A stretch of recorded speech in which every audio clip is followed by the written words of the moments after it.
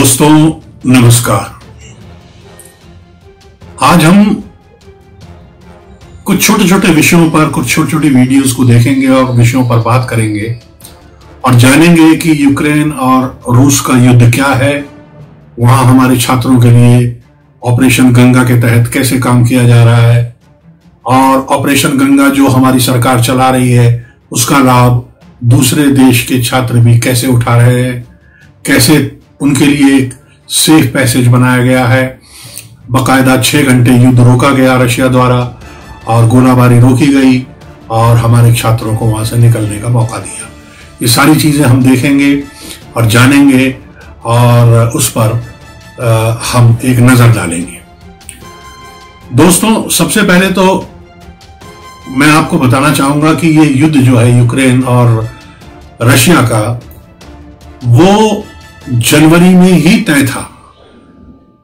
7 जनवरी को यह तय हुआ था कि यूक्रेन पर धावा बोल दिया जाएगा, लेकिन 7 जनवरी को यह इसलिए नहीं हो पाया क्योंकि विंटर ओलंपिक जो हैं वहां पर चाइना में चल रहे थे और जी जिनपिंग जो हैं उन्होंने पुतिन से मुलाकात करके रिक्वेस्ट की थी कि आप अभी ये युद्ध ना करें वरना हमारे ये सब खेल जो है ये बेकार हो जाएंगे और सब हमारा जो मेहनत है हमारी वो और जो पैसा लगा हुआ है वो सब बेकार हो जाएगा, तबाह हो जाएगा। तो इसके चलते पुतिन ने जो आदेश दे चुके थे अपनी फौज को कि ये युद्ध हमें इस तारीख को शुरू करना है और कैसे कैसे करना है, उसको उन्होंने होल्ड पे रख लिया।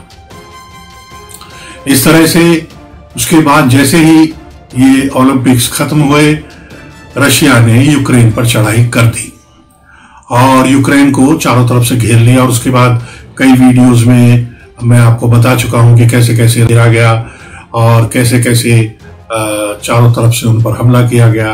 अब तो कीव में जो है वहां पर भी, जैसे मैंने पहले बताया था, कुछ बाहर के पॉकेट्स में तो वो पहुंच चुके हैं, अब उन्होंने अंदर घुसना भी शुरू कर दिया है।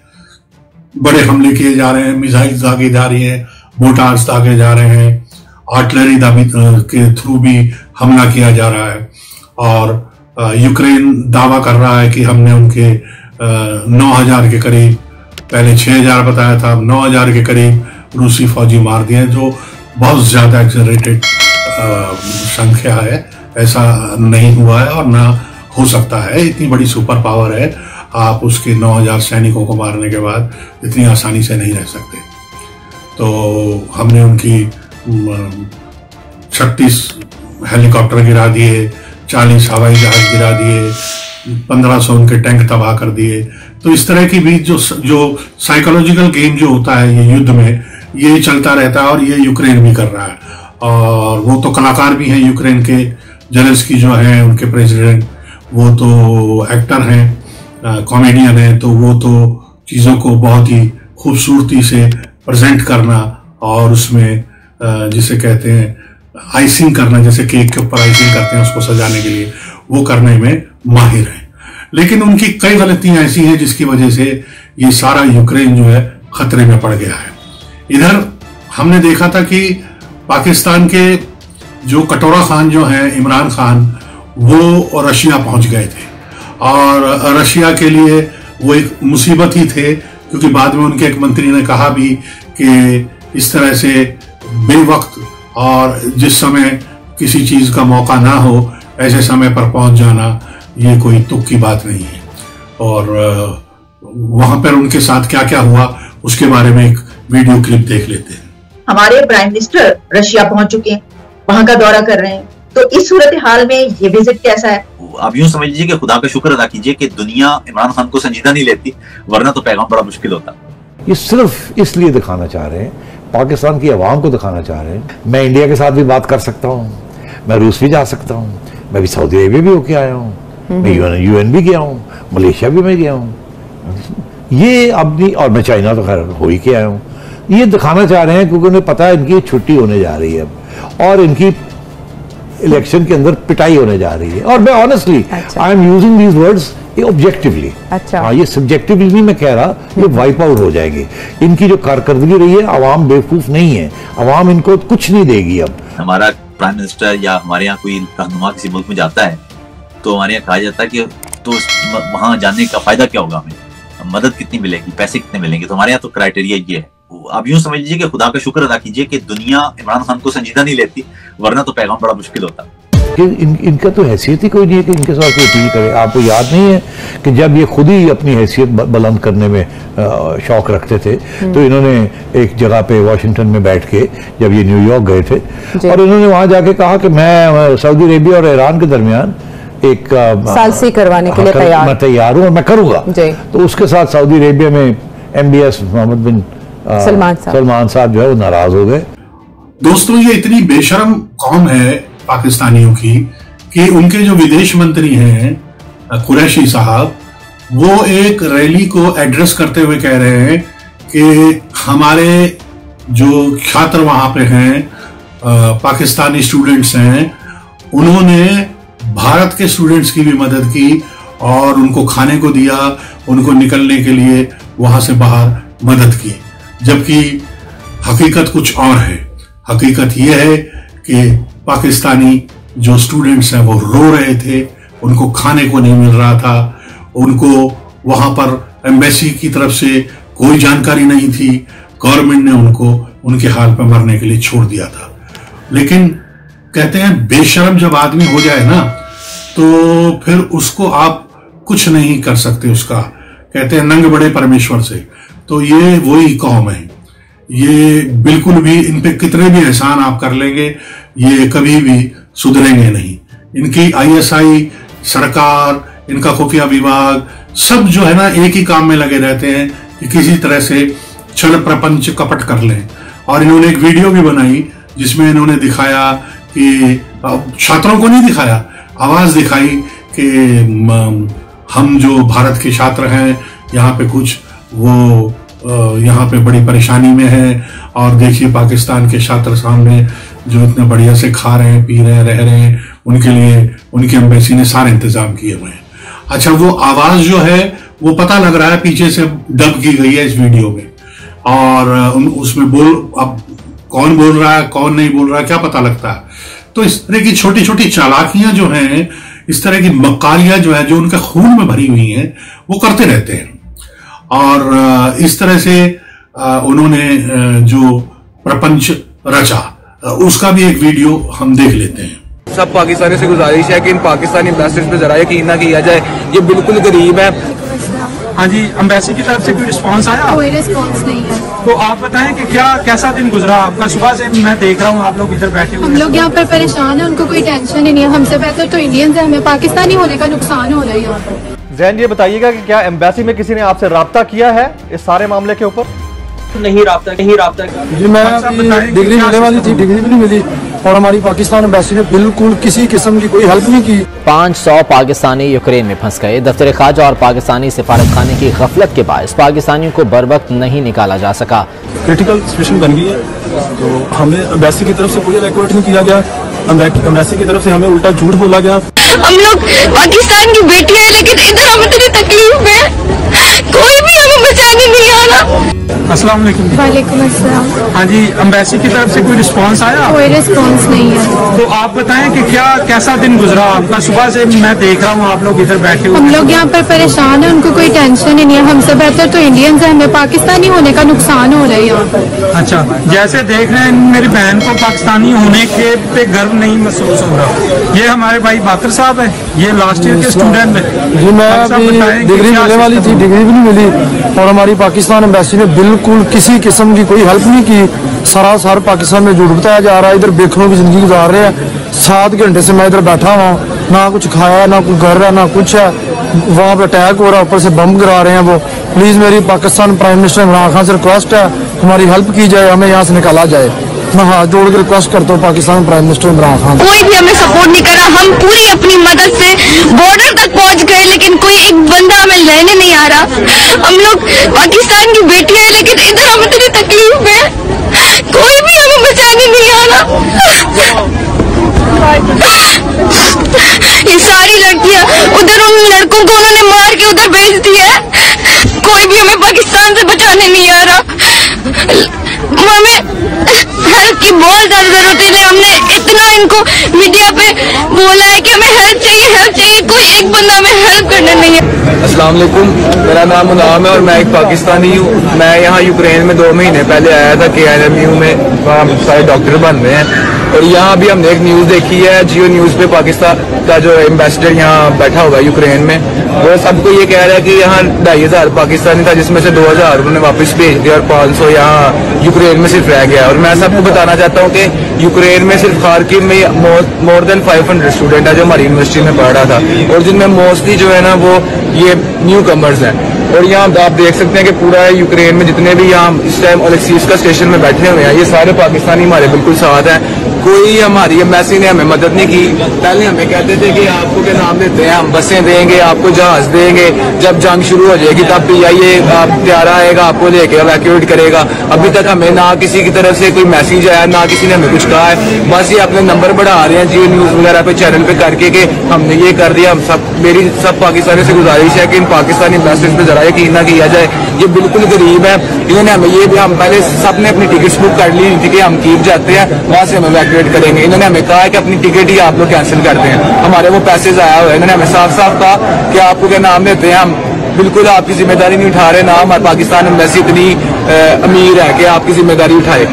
दोस्तों, दरअसल हमारे अभी सूमी में तकरीबन 1200 छात्र फंसे हुए हैं और उनको मेरे ख्याल से आज शुक्रवार आज जो है उनको निकाल लिया जाएगा वहां से। उनको रशिया से लगातार प्रधानमंत्री कांटेक्ट कर रहे हैं और उनसे बातचीत हो रही है कि किसी तरह से उनको वहां से निकलने का रास्ता मिल जाए ताकि हमारे बच्चे सुरक्षित अपने अपने घरों को जा सकें। और दूसरी तरफ एक जगह और है, उस जगह का नाम है पेसोचिन। पेसोचिन में भी हमारे तकरीबन 1000 से 1100 छात्र फंसे हुए हैं, उनको भी निकालने का काम वहां से किया जा रहा है। खार्किव से तकरीबन 99% छात्रों को निकाल लिया गया है और बाकी कीव से निकाल लिया गया है और दूसरे जो छोटे छोटे और वहाँ के स्टेट्स हैं उनसे भी छात्रों को निकाल लिया गया है। अभी तक तकरीबन 18 से 20 हजार छात्र जो हैं वो निकाल लिए गए। हमारे हरकुलिस विमान जो है दिन में 6-7 उड़ानें भर रहे हैं और वहां से लगातार बड़े पैमाने पर छात्रों को निकाल रहे हैं और उनको प्रधानमंत्री ने उनसे मिलकर उनको हिम्मत भी बंधाई है और उनका स्वागत भी किया है भारत में वापस।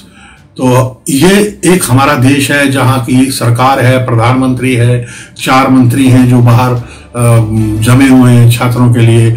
तो और दूसरी तरफ ये कटोरा खान का मुल्क है जो इस तरह की छोटी छोटी जिसे कहना चिंदी चोर, इस तरह के चिंदी चोर वाले काम में लगे हुए हैं और इसी तरह की हरकतें वो करने में जुटे हुए हैं। तो ये जो है युद्ध जो है अभी मेरे ख्याल से 3 या 4 दिन और चलेगा और ये अपने मकाम तक पहुंच जाएगा। और रशिया ने कह दिया है कि किसी भी कीमत पर यूक्रेन को अपनी सेना जो है खत्म करनी होगी, उसे नॉन मिलिट्री जोन हमको बनाना है और हम बना के रहेंगे, कोई हमें नहीं रोक सकता। और किसी में इतनी ताकत नहीं है जो रशिया के इस लक्ष्य से उसको हटा दे। तो ये उनकी शर्त है कि वहां से सेना खत्म कर दी जाए। रशियन सेना जो है वो अपना उसको टेक ओवर करेगी और वहां पर नई सरकार बनाई जाएगी।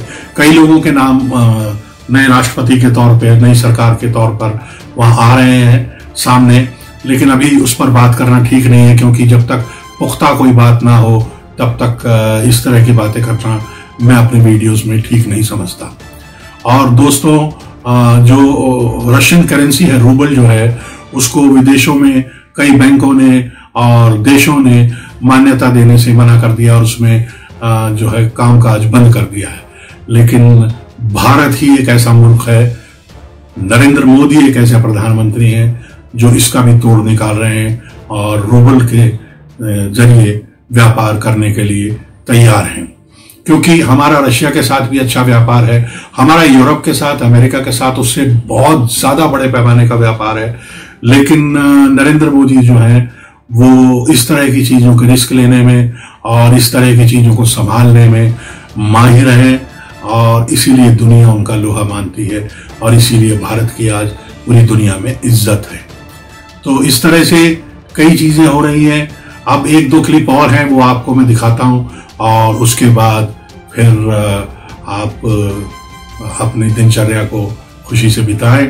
देखिए जी, भारतीय वो जो वजीर आजम है मोदी, उसको उसने खड़े होके जाती तौर पे, जिस तरह वो गली के थड़े पे लोग खड़े होके आवाजें कस रहे होते हैं, इसने उस तरह से आवाजें कसी हैं। और यार वो तो बमूनी लगा रहे, और यार वो तुम पे थूकने को तैयार नहीं। मोदी कहता है मैं जाऊंगा, मैंने कहता मैंने प्रोटोकॉल वालों को पीछे कर दिया, मैंने कहा जाऊंगा यार, देख क्या होता है, देखो क्या होता है। लाहौर गया, लाहौर आके पाकिस्तान के हेलीकॉप्टर में बैठ के रायगंज गया। यार इतनी उसने आपको इज्जत दी अपने प्रोटोकॉल वालों के खिलाफ, उनकी एडवाइस के खिलाफ, अपनी उसकी पार्टी का सारा एंटी पाकिस्तान मंत्रा, उसका जो पूरा एंटी पाकिस्तान है, उन सबको चैलेंज करके वो आके खड़ा हो गया। ये गैर मामूली लोग होते हैं, इस तरह के लोग, ये हर किसी के पास।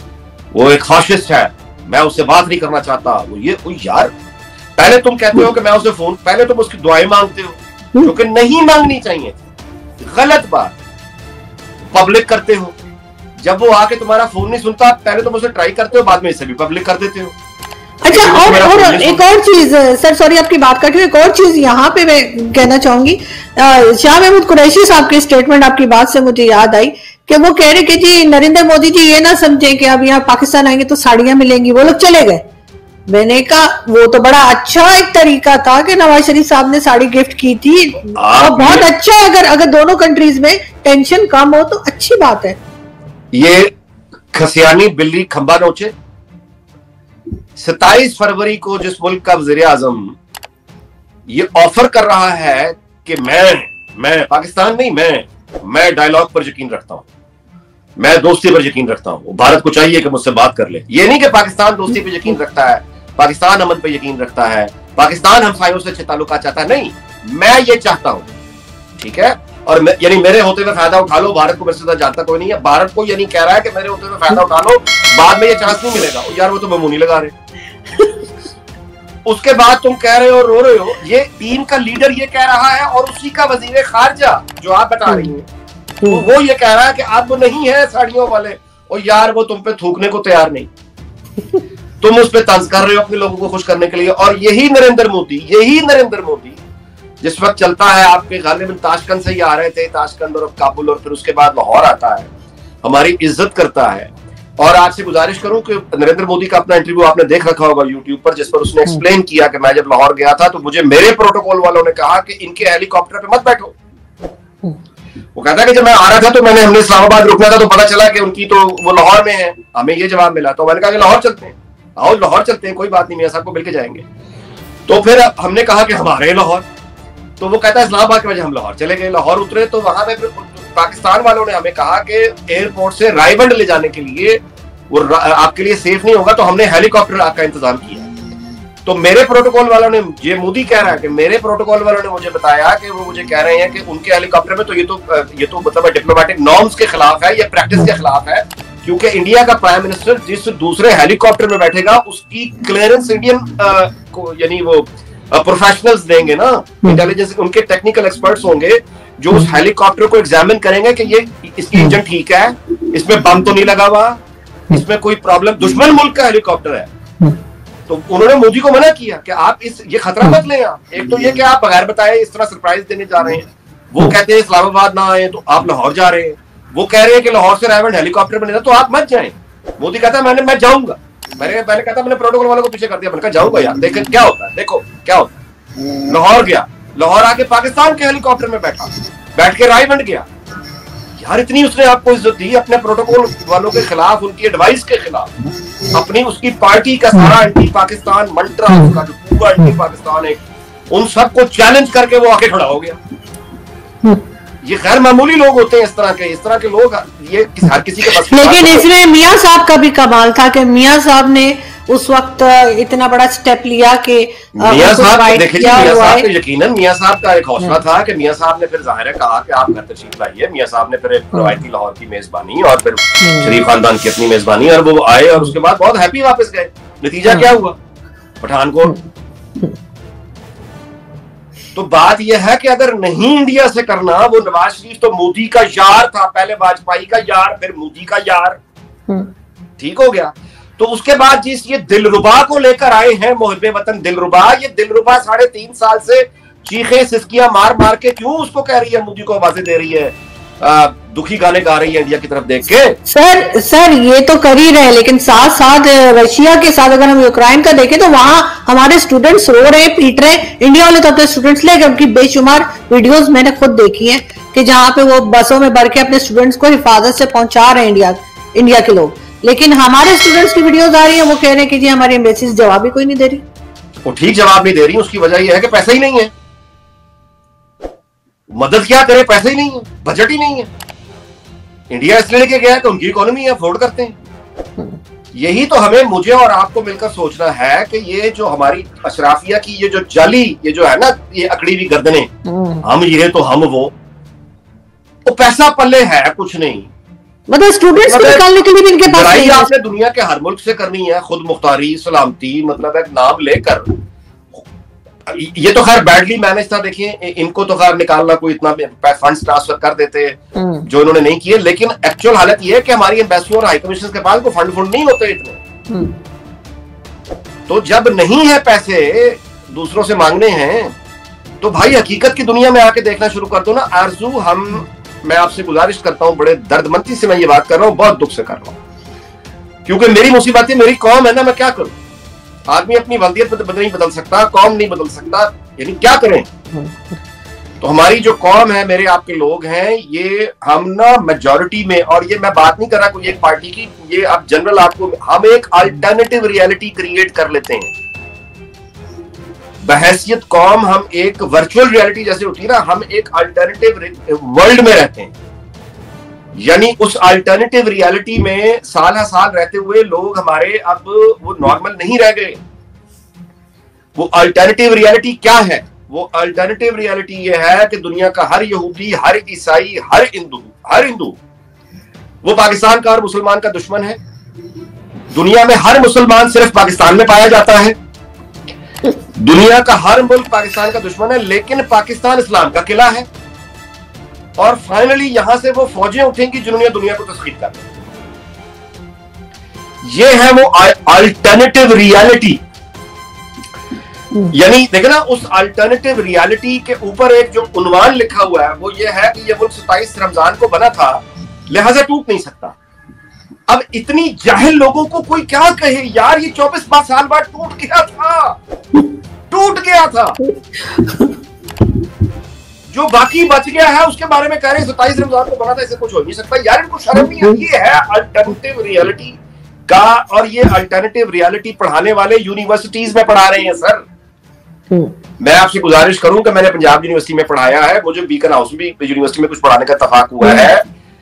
मैं हैरान हो गया, इतना फासला है दोनों यूनिवर्सिटी। बीकन हाउस यूनिवर्सिटी भी वैसे फारिग है, मतलब अल्लाह माफ करे, वहां भी कोई आप, लेकिन चलो कुछ ना होने से बेहतर है। पंजाब यूनिवर्सिटी तो बिल्कुल आप सोच नहीं सकते।